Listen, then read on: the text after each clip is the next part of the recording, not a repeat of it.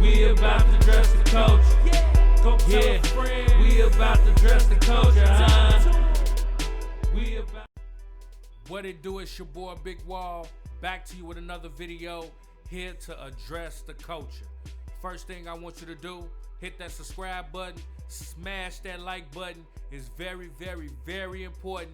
Hit that little bell on the side, click all, be a part of the culture. So anytime I drop a video, you'll be the first one to get it. Now check it out.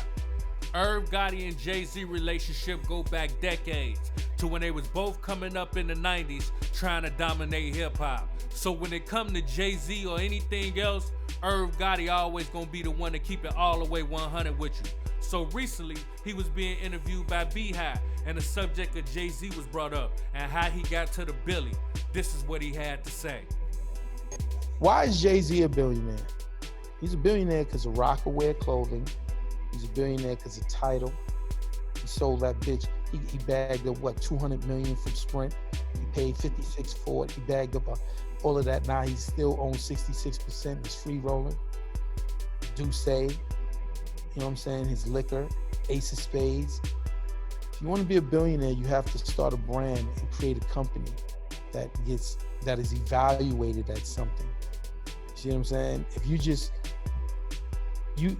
Drake is by far the most successful rapper, but they don't talk about Drake as a billionaire. Drizzy probably got a couple hundred, you know what I'm saying? He needs to do something out other than music to get to the Billy. Exactly. When you speak of folks like Jay-Z going for that Billy, what do you think it was that drove him to the Billy to make him just say, you know what, let me find different ways to get money? Is it a sport to him or is it just a drive or what? Jay-Z's a hustler, y'all.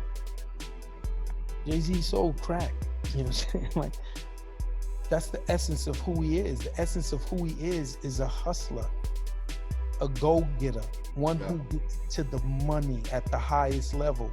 So as a hustler, he says this in his rhymes. He says, you know, what did he say? He said, if you'd have asked me if I'd have sold jeans not in my right mind, not in this lifetime, nigga, but he said, but that's the difference that between me. I open the market up. So even though he didn't know, he's a hustler. How much can I get?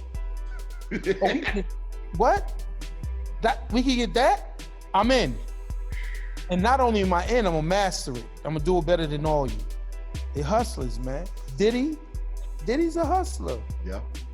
He's a hustler, yo. You know what I'm saying? So hustlers don't stop until they achieve their goal, and their goal is far bigger than the average person. Mm-hmm. You know what I'm saying?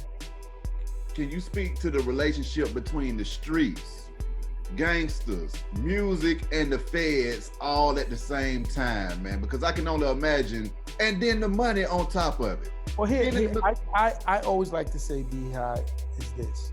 Mm-hmm. Hip-hop and hip-hop culture is the greatest thing that's ever happened to black people, even more than sports. Because sports, if I'm not 6'6" with a wicked jump shot, I'm dead.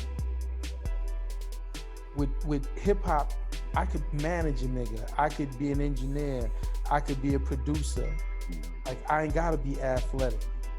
You know what I'm saying? I ain't even gotta have no skills. I just gotta become the friend of a rapper and manage them or whatever.